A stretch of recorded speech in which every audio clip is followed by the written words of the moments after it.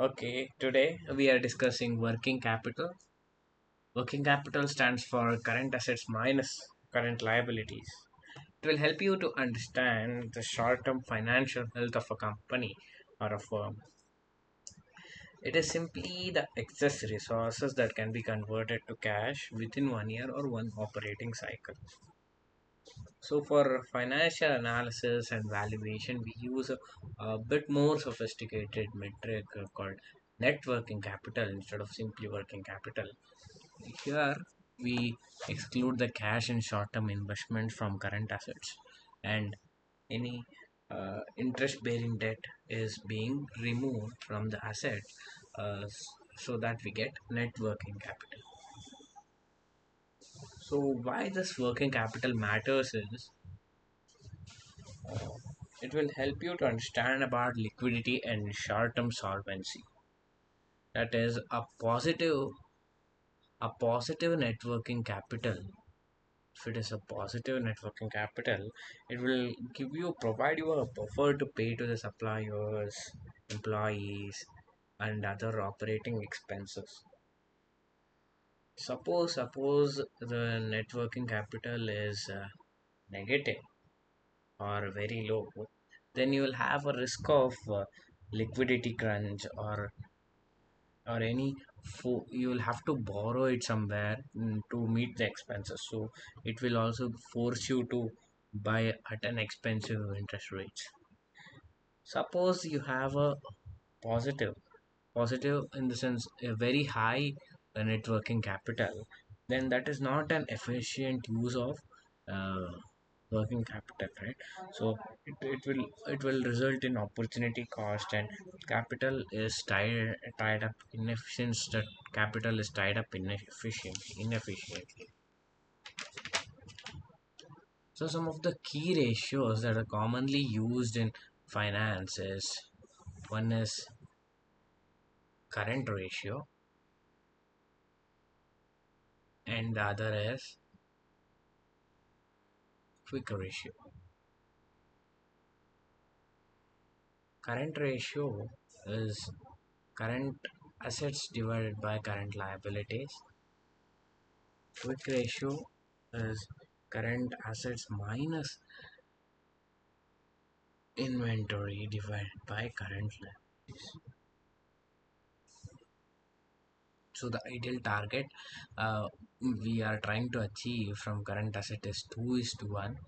Here the quick ratio, the ideal would be 1 is to 1. Current ratio, quick ratio both talk about liquidity, but quick ratio assesses the worst case for the liquidity parameter.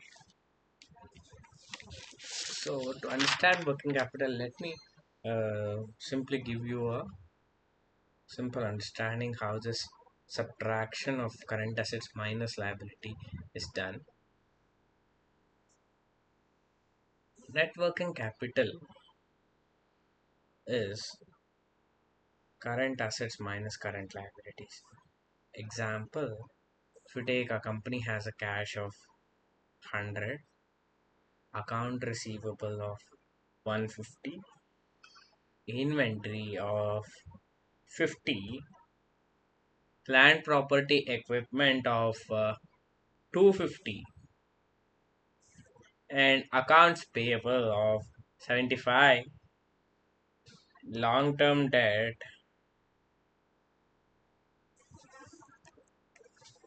is 200. Now to calculate current assets, we need to add cash, account receivable, inventory, but property, plant, and equipment is not considered under current assets, so it is excluded. And accounts payable is a liability, and long-term debt is not considered under current liabilities. So 100 plus 150 plus 50 is giving you 300. current liabilities is simply 75. So now when we calculate NWC, it is simply 300 minus 75, and that is giving you 225 as net working capital. Was a simple example, just to uh, keep the concept fresh in your mind, so you understand whenever you see a problem that net working capital is simply current assets minus current liability. Of course, there are very much nuances, and it's the most talked about topic in the world of finance and accounting. So there are various ways of minimizing, optimizing, uh, and leveraging networking capital. And hopefully, in the next few parts, I will learn about all these and bring in more insights to you all. Thank you for holding on. Thank you very much for watching.